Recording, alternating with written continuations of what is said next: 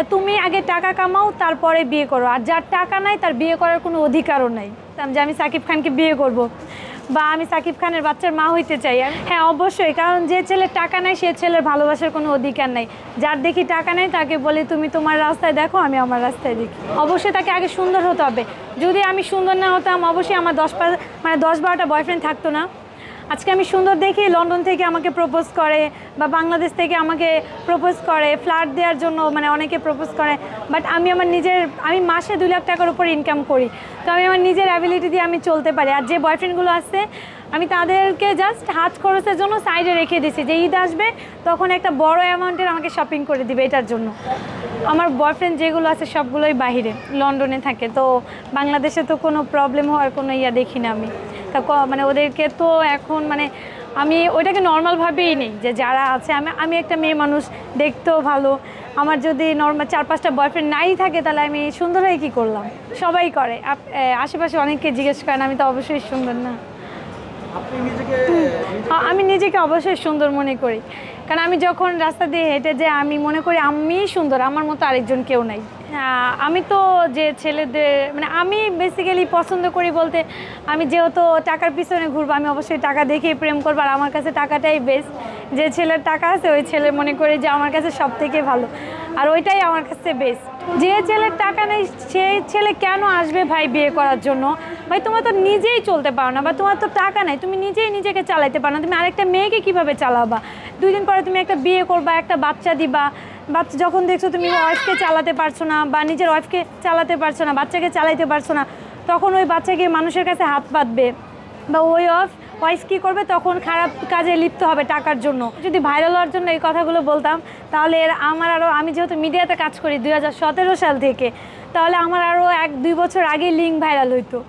আমি আর 2 বছর আগেই সোশ্যাল মিডিয়াতে চুল কাইটা ভাইরাল হইতাম। আমি এরকম কিছু করি নাই, কারণ মেয়েদের ভাইরাল হওয়ার অনেক টিপস থাকে, এগুলো আমার জানা আছে। আমার একটা গান 11 মিলিয়ন পর্যন্ত ভিউ আছে। যারা আমার সাথে মানে আমার এই ভিডিওগুলো দেখতে চান বা আমি যে কী টাইপের কাজ করি এগুলো দেখতে চান, অবশ্যই আমার ফেসবুক আইডি আনিকা ইসলাম, ওই আইডিতে অ্যাড হয়ে যাবেন, তাহলে বুঝতে পারবেন যে আমি সোশ্যাল মিডিয়াতে কাদের সাথে কাজ করি। সুপারস্টার শাকিব খান, শাবনূর, ওদের সাথেও আমি কাজ করে আসছি। আমি কিন্তু ভাইরাল হতে চাইলে তখন কিন্তু বলতে পারতাম যে আমি শাকিব খানকে বিয়ে করব বা আমি শাকিব খানের বাচ্চার মা হইতে চাই। আমি কিন্তু এরকম কিছু বলি নাই, আমি কিন্তু এই বিষয়টা নর্মালি নিছি। আমি শপিং করতে গেছি, ওখানে আমাকে জিজ্ঞেস করা হয়েছে যে আপু আপনি কার টাকায় শপিংয়ে আসছেন? আমি বলছি যে আমি আমার বয়ফ্রেন্ডের টাকায় আসছি। এটা যে সোশ্যাল মিডিয়াতে এত পরিমাণ ভাইরাল হয়ে যাবে ওটা আমি নিজেও জানি না। রাতে ঘুমাইছি, সকাল উঠে দেখি পুরো বাংলাদেশে আমার ভিডিও ভাইরাল, ঠিক না? এখন আমার বয়ফ্রেন্ড আছে, ওটা আমি বলছি, এরা যদি কেউ নেগেটিভভাবে নেয় তাহলে আমার কিছু করার নেই। মিডিয়াতে আপনার 90% মানুষই মিডিয়াতে আছে, যারা মিডিয়া পার্সন অবশ্যই আমাকে চিনে, ভালোই মানুষ চিনতো, কিন্তু এখন তো পুরো বাংলাদেশের মানুষ আমাকে চিনে। তখন কি আর ওইরকম মানে এত মানুষ আমাকে চিনতো না, বাট এখন মানুষ আমাকে নেগেটিভভাবে নিয়ে নিছে, কিন্তু আমি এখানে নেগেটিভের কিচ্ছু দেখি না। একটা মেয়ের 4-5টা বয়ফ্রেন্ড থাকতেই পারে, সেটা নেগেটিভ নেওয়ার কী আছে? আজকে টাকার জন্য আমার বয়ফ্রেন্ড আমাকে ছেড়ে গেছে, 10 লাখ টাকার জন্য, ওই ছেলের যৌতুকের জন্য আমার এক্স আমাকে ছেড়ে গেছে। তো যেখানে টাকার কাছে আমার ভালোবাসা হেরে গেছে, আমি এত মানে পারফেক্ট হয়েও যেখানে আমার ভালোবাসাকে আমি রাখতে পারি না, সেখানে টাকাটাই তো ইম্পর্টেন্ট। আজকে টাকা থাকলে তো আমাকে ছেড়ে যাইতো না। আমি যার সাথে কথা বলি উনি আমাকে এর আগেও বলছে যে তুমি স্টুডেন্ট বিষয়ে চলে আসো, কিন্তু আমি বাংলাদেশের বাইরে যাওয়ার এখন কোনো প্ল্যান নেই। আমি যেহেতু মিডিয়াতে কাজ করি, আমি যেহেতু ডান্স পারি, অবশ্যই আমাকে বাইরে যাওয়ার অনেকেই অফার করে। লন্ডনে যাওয়ার জন্য অনেকবারই অফার করেছে, কিন্তু আমি তো আমার ফ্যামিলি ছেড়ে এখন যাব না। আর আমি যেহেতু একজন আর্টিস্ট, অবশ্যই আমি সামনের দিকে ফোকাস করব যে ভবিষ্যতে কী করতে পারি। ক্যারিয়ার এখন পুরো ডুবে গেছে এই সোশ্যাল মিডিয়াতে। নেগেটিভভাবে ভাইরাল হওয়ার কারণে কিন্তু একটা মানুষ যেমন সুমাইয়া রিমু ফার্স্টে ভাইরাল হয় নেগেটিভভাবে, ওর কিন্তু 1 বছর কোনো ক্যারিয়ার ছিল না, সোশ্যাল মিডিয়াতে আপনার এই নিউজ করে করেও দিন মানে পার করছে।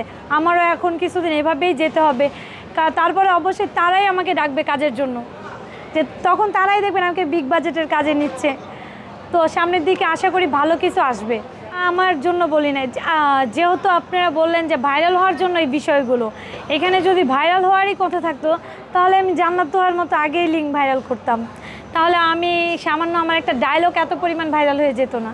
অবশ্যই জান্নাত তোহা আজকে কীভাবে সম্ভব? আজকে আপনারা দেখেন ওরা নেগেটিভভাবে ভাইরাল হয়েছে, কিন্তু আজকে ওরা বের হলে সবাই ওদেরকে পজিটিভভাবে নিয়ে নিচ্ছে, পিছনে অনেক কথা বলে, বাট সামনের দিকে তো ওরা ভালো। তা 2 দিন পর আমাকেও সবাই এভাবেই নিয়ে নেবে, কারণ আমি কিন্তু কোনো লিঙ্ক ভাইরাল করে ভাইরাল হই নাই। আমি সামান্য আমার একটা ডায়লগে ভাইরাল হয়ে গেছি। আমার 10-5টা বয়ফ্রেন্ড থাকতেই পারে, ওইটা নিয়ে আমি ভাইরাল হয়েছি, আর ওইটা দিয়ে আমি সামনের দিকে এগিয়ে যাব।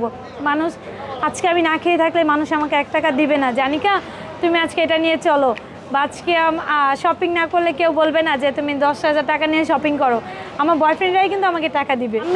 আমি যদি কোনো হোটেলে গিয়ে থাকি, যারা আমাকে হোটেলের আশেপাশে দেখবেন তারা অবশ্যই জানাবেন যে আনিকাকে দেখছি। বা এছাড়া আমার বয়ফ্রেন্ড সব লন্ডনে থাকে, ওদের সাথে মানে সময় দেওয়ার মতো ঢাকা শহরের এখনও কোনো আসে নাই, কারণ যেহেতু লন্ডনে থাকে তাহলে আমি চাইলেই কিন্তু বাংলাদেশে কোথাও গিয়ে আমি ওদের সাথে দেখা করতে পারবো না। অবশ্যই আশা করি খুব তাড়াতাড়ি কামব্যাক করবে। কালকেও কথা হয়েছে, বললো যে ঈদের জন্য ফ্যামিলি গ্রামে গেছে, এই জন্য আমার হয়তো বা এখনও কথা আছে, কিন্তু অবশ্যই খুব তাড়াতাড়ি তাদের সাথে আমার আবার রিলেশন ঠিক হয়ে যাবে। আমি ফোন দিয়েছি যেহেতু আমার একটা ভিডিও ভাইরাল হয়, আমি মনে করছি সেই কারণে হয়তো বা তারা আমাকে ব্লক করে দিয়েছে, কিন্তু দেখলাম যে না, তারা এই বিষয়টা এখনও জানে না, কারণ সোশ্যাল মিডিয়াতে সবাই কিন্তু অ্যাক্টিভ না। অনেকে আছে দেখবেন খুবই টাকাওয়ালা, কিন্তু ওরা সোশ্যাল মিডিয়াতে অ্যাক্টিভ না, ওরা নিজের বিজনেস বা নিজের ফ্যামিলি নিয়ে আর কি খুব ব্যস্ত থাকে। তো ওই বিষয়টা উনি এখনও জানেন, আর যদিও জানে তো ওটা পরবর্তীতে আমি ম্যানেজ করিনি। আমি এমনি তো আমি আগেও সবাই আমাকে চিনতো, এখনও আমাকে চিনে, এখন হয়তো বা একটু বেশি ভাইরাল হওয়ার কারণে বাংলাদেশের সবাই চিনে, কিন্তু এর আগেও আমাকে অনেকেই চিনতো। আর আমি সোশ্যাল মিডিয়াতে কাজ করি এখন থেকে না, সেই 4-5 বছর আগে থেকে আমার ওইখানে একটা ক্যারিয়ার আছে।